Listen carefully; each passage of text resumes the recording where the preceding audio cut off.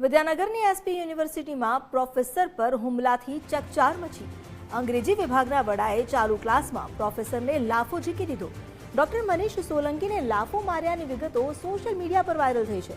વિદ્યાર્થીઓની હાજરીમાં જ ડોક્ટર પારુલ પોપટે મર્યાદા ઓળંગી પરીક્ષાના બાકી પેપર્સની દલીલમાં મામલો વિચકતા આ ઘટના સર્જાઈ। મૃદુલા આર્યા નામના મહિલાની ફેસબુક પોસ્ટથી સમગ્ર વિવાદ બહાર આવ્યો। વધુ જાણકારી આપી રહ્યા છે સંવાદદાતા યશદીપ ગઢવી। યશદીપ, જે પરીક્ષાના પેપરને લઈને મામલો બિચક્યો અને પ્રોફેસર પર જ એક લાફો ઝીકી દેવામાં આવ્યો, આખી ઘટના શું હતી, કેવી રીતે આખો ખુલાસો થયો છે?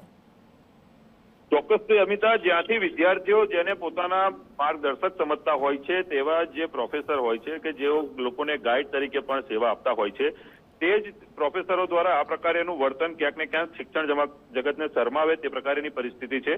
ઘટના છે વલ્લભ વિદ્યાનગરની એસપી યુનિવર્સિટીની કે જ્યાં અંગ્રેજી વિભાગના વડા છે કે જે મહિલા પ્રોફેસર છે તે ડોક્ટર પારુલ પોપટ નામની મહિલા દ્વારા પોતાના સહકર્મચારી ડોક્ટર મનીષ સોલંકીને લાફો જાહેરમાં મારી દેવામાં આવ્યો હતો અને તે પણ ક્લાસરૂમની અંદર। વિદ્યાર્થીઓની સામે બનેલી આ ઘટનાએ ચોક્કસથી મોટા સવાલો ઉભા કર્યા છે। 18 માર્ચની આ ઘટના હોવાનું હાલ ખુલીને સામે આવી રહ્યું છે।